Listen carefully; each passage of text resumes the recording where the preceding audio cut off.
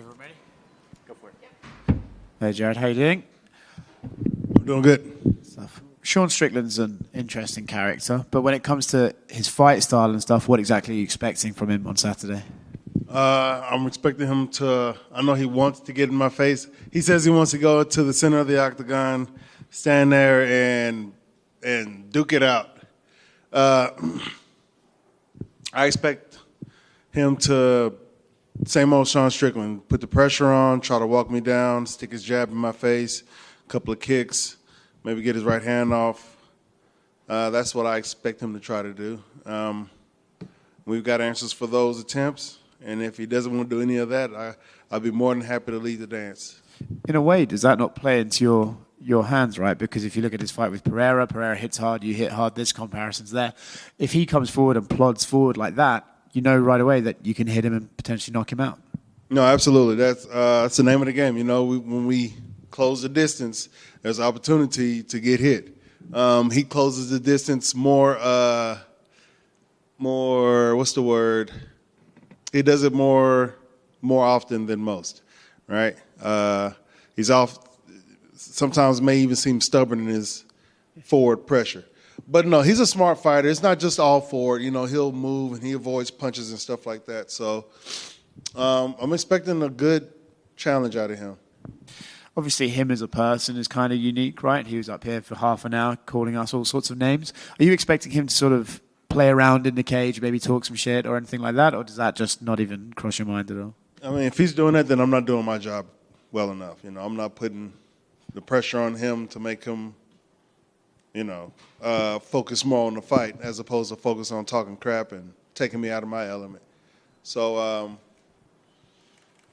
no, I think he'll have his hands full, a little full to be talking some crap. And if he is talking crap, good on him. Is there an opportunity in this fight, right? Because the champions just changed hands and obviously they'll rematch. But if Alex wins that fight and you win this one, you've got as good a claim as any in the division to get a shot at the new champion. I suppose so. Robert Whittaker is up there, and I'm sure the rematch between Israel and Alex is up there as well. So, yeah, I'm right there. So a good old-fashioned ass whooping Saturday night. Put my name right there in the mix. Who do you fancy in that rematch between Israel and Alex? It doesn't matter, right? We see how it went the first time, right? It could be written in the stars that Izzy may never beat him. You know, it could be written in the stars, you know, because I thought he was winning that fight. And I think the same thing happened in their fight in kickboxing. He was scoring and winning, and he got caught, right? So it's the nature of the beast, I guess. There's not much you can do to avoid that sort of thing. Just be a little bit sharper, a little bit better, you know, more evasive maybe. Who knows? How do I see the rematch going? I don't know, man. Who knows how that rematch goes? Do you believe in that sort of stuff where, like, there are some guys who just have your number and no matter how many times you fight, you won't beat them, or no, you don't? No, I didn't say it I didn't mean it like that when I said that. I meant like, it's crazy that he lost the fight the way he lost the fight. It's unfortunate. He was winning that fight. You know, a few more minutes, he would have retained the title and wiped the slate, well, essentially cleared the slate of the past and all that bullcrap that we keep bringing up. But, no, that's not. I'm not saying that Alex beats Israel every time. By no means. No man beats no man every time. That's not what we do here, you know, especially at this level. We're all good. We're all great. We're all trying to be the best. But it's not a static status that we can have. We're not just the best and now I'm the best forever. It doesn't matter what happens in the future. No, there's ebbs and flow to this. So you're good one day, somebody else is going to be better than you the next. Thank you. Hey, Jared. What did you think of the Izzy versus Pereira stoppage? I could see the logic in both rationales, you know. It's a championship fight. Let him go out on his shield on one hand. And on the other hand, you know, he seemed compromised. He was definitely hurt against the fence. All Alex had to do was raise a knee or a shin to really do some lasting damage, right? The ref is there to protect the fighters. It could be taken many different ways. People say that he wasn't defending himself, but Israel doesn't necessarily run with a high and tight guard. You know, he moves his head, he uses head movement and footwork. And that's what he was doing. That's what it seemed like he was doing. He took that shot, that last hook, and then he started to swing his head to the other side. So he was still in motion. I think he was still coherent in the process of recovery. He could have made it through that. Or he could have taken another big shot and, he would have had a longer suspension and maybe some scarring on his brain tissue. But to be honest, I don't pick one option over the other, one opinion over the other. I just understand them both. I wanted to go back to UFC 276, man. What were the emotions like after that fight? Well, naturally, disappointment right after the fight. I'd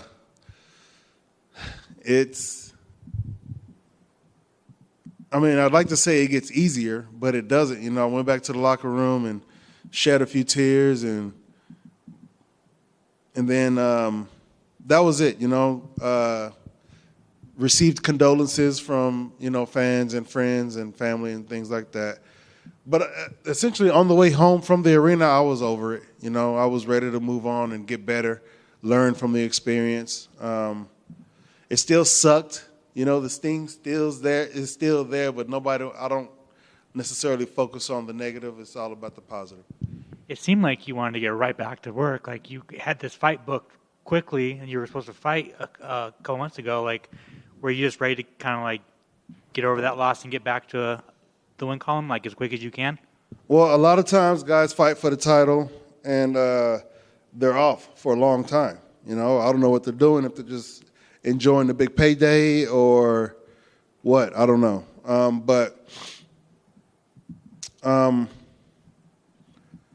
For me, that's not what I want. I don't like long layoffs. 2020, 2021, I had long layoffs due to injuries.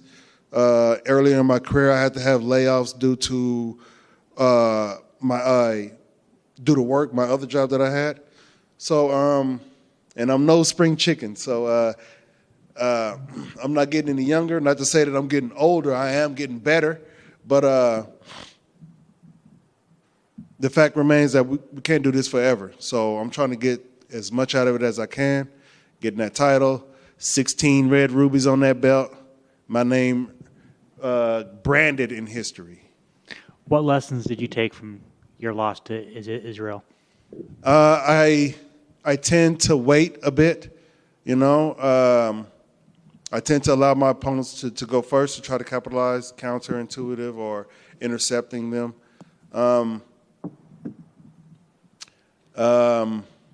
So that's one thing I've been working on, upping my output, increasing my numbers. I have low punch counts in my fights. Not to say that's a bad thing. That's all that I need to get the job done. I'm very accurate in my approach, but I need to do more, especially in that fight against Israel. It's apparent that I needed to do more. So it doesn't take a rocket science to watch that fight and figure that out, especially when I go and relive it and re-experience it all over again. There's so many frustrations that come up and things that I've continued to work on. So, yeah. Did you see the backlash that he got from the fight? Like, he won the fight, retained his title, but he got backlash and everybody shit on him. Yeah, everybody shit on him. And I don't think he deserved that, He did exactly what I expected him to do, avoid the danger that I bring and try to lay down his game as best that he can. And I did the exact same thing that I always do, avoid the danger that they bring and shut down the dangers that they have and try to bring the damage to them. So, and that's what you get, When you get two of the best going at it, things like this happen. It ain't going to be two people knocking the shit out of each other for five-minute rounds. That's not what the best is. The best doesn't get hit. The best hits and not get hit. And I think we did that. People saw that, and the ignorance showed. They don't know. Most people don't know what they're looking at. They just want to see carnage, viscera, mayhem, chaos. That's what they thrive off of. But and when I was in there, I felt at peace, a serene sense of power, if you will, so that I can apply to my opponent, if you will. And I'm sure he felt the same. So that's that. That's that artistic side of it, if you will, that creative energy in us that we use to express mixed martial arts. But a lot of people don't recognize it, so they're seething at the jowls and grinding and gritting, and they want to see some blood in action. And I'm sure they'll get satiated with this next fight against Sean Strickland. And finally, what do you think of his Undertaker walkout? Fuck, you can't go wrong with the Undertaker, man. I thought it was cool, dude. He had the urn, the hat. He was all stoic. It's a lot, right? It's you got to get into character. You got to go. He's a professional. He can do it, right? He did it. He can go out there, have a whole dance number, you know what I'm saying, do a whole Broadway number, and then get in the octagon and win titles. So the Undertaker, you can't go wrong with Undertaker. All the respect. Who doesn't love the Undertaker? You know what I'm saying? So he did it, but I didn't. I sure as hell didn't end up in anybody's grave. That's for damn sure. That is true. Thanks, man. Hey, Jared, I just got one for you. What was there frustration with having to push this fight back so far? I wouldn't say no frustration. No, I don't. I try my best not to have emotional responses unless they're solicited. Like if somebody's trying to break into my house, I'm pissed off and I'm gonna let you know. On top of that, you can't just come in here. I got to protect my things. There's a bunch of things that go into it. But what was that question? Were you frustrated with having to wait 2 months? Oh, okay. No, for me, it was just more time to prepare, to build off of the things that we were working on anyway. I don't need an opponent to go to the gym and train to help make myself better. I'm doing that automatically. I don't have fight camps. I have life camp, so I'm always in the gym. I'm always working my ass off. And the only time I really focus on one person specifically is when I get the contracts. When he had his situation, I understood. The dude had infection, had to have surgery. There's nothing I can do about that. And why would I be upset that this unfortunate thing happened to him? Because I know he wants to get in there and fight. I'm sure he wasn't too happy with it himself. But all about the silver lining, all about the positives in all aspects of it, So I was able to train more, further ingrain what we were working on prior to this, for the last booking, and even more. So you weren't trying to get in there quicker with somebody else. You really wanted to make sure you got this specific fight. No, I did want to get in there quickly, but for the quick one, we chose Sean Strickland. And then circumstances happened. I wasn't like, I want a new person now. To be honest, at the point, there wasn't nobody. There were people saying, I want to fight him, but they were behind me. And after fighting for the title, I don't want to fight that far back. Strickland is behind me, but he's still up there. Everybody knows who he is. Everybody wants to see him fight. So he was the best option. And that's the fight that I want anyway. I like the things he brings to the octagon. So that's a challenge that I wanted to bring up to myself. The fact that he got pushed back, shit happens. Again, more time for me to prepare to whoop some ass Saturday. Thank you. I mean, thanks for taking the time. Is it, if there aren't such things as benefits, does it feel a little bit looser, like lighter, to not have the embedded cameras, the big media thing for pay-per-view, T-Mobile? Is it cool to kind of downshift a little bit, Jared? Yes. Some days I can do without the media, the questions, the cameras, the microphones, and all that stuff. Some days I can deal with it. If I get asked a whole bunch of repetitive questions, it gets real annoying. I hate getting asked the same questions over and over and over again. So yeah. So it's essentially every freaking fight week, Everybody's asking me about the title fight and Alex Pereira and naturally Sean Strickland. But some days are better than others. But no sweat off my sack. I guess I'm getting more accustomed to it. It's an ebb and flow. Some days I'm with it, some days not so much.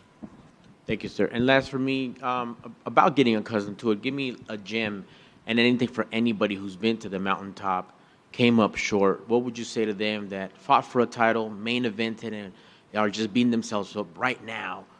And you could just reach out and be like, look, man, this might help a little bit. Yeah.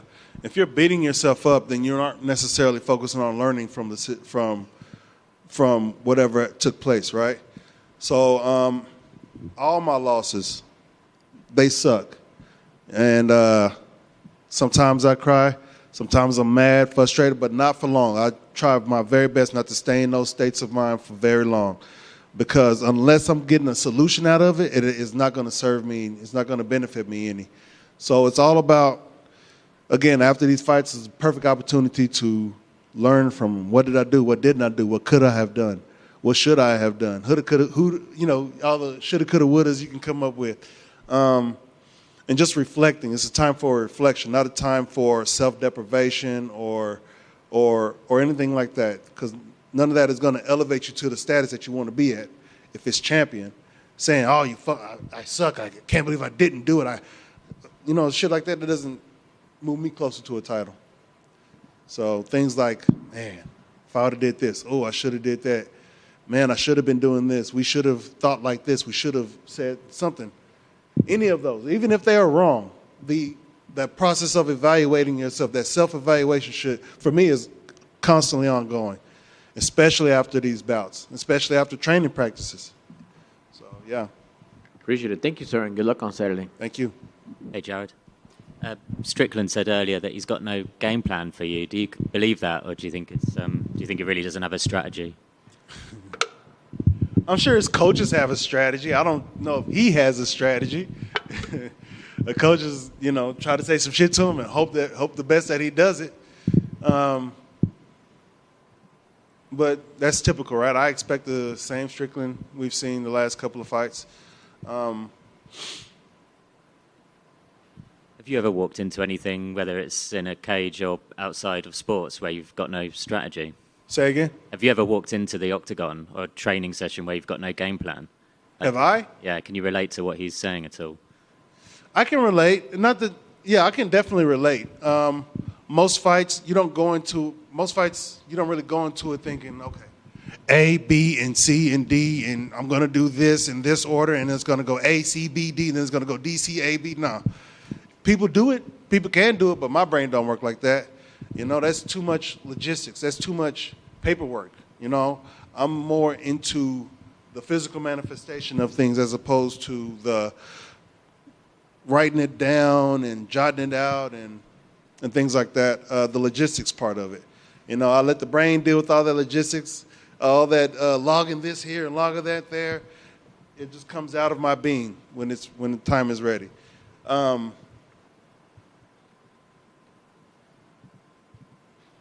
But yeah, I expect him to come in there and be his natural self. Pressure, the jab, that lead kick, that right hand.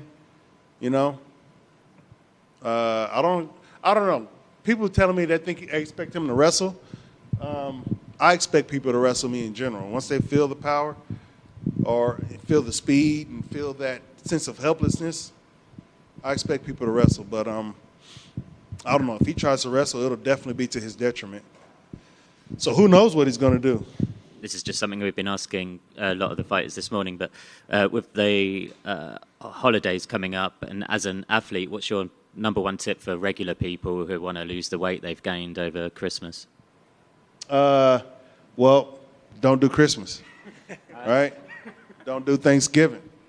These are times where people tap into gluttony, right? If you need some motivation, gluttony, one of the 7 deadly sins, and we glorify it every year, multiple times a year. So gluttony is no good for us, especially now with the poisons they've been putting in the food. I don't know if anybody knows this, but somebody told me, I can't remember who was telling me, but since COVID, they've passed laws where these companies don't have to put everything they're putting in these foods on the labels. And we all know that when COVID happened, a lot of ingredients and products weren't able to be acquired by these companies. So what they do, they went to somebody who had some cheap laboratory-made ingredient and threw it in there, and they don't have to tell us about it.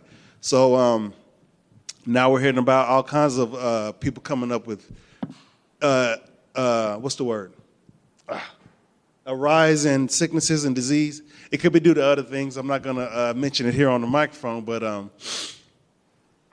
diet is important, and the foods that we are taught to eat, especially here in America, aren't really that good for us.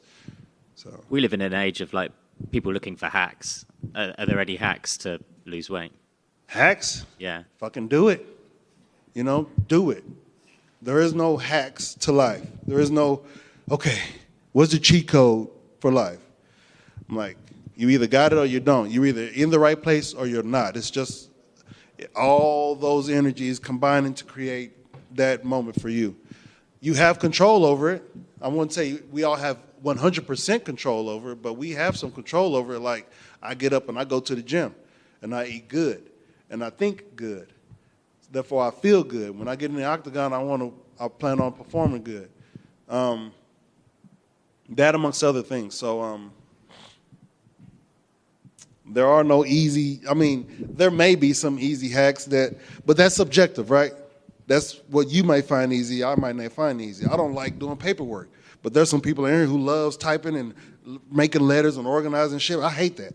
I hate even just spending my brain energy on, okay, bullet point number 1. No, that's not what I like doing. I'd rather, okay, what do we do? How do we do it? All right, let me go do it. All right, let me do it over and over, and let me increase my proficiency that way, not through writing it out and doing all that boring stuff. Cool. Awesome. Thank you, guys.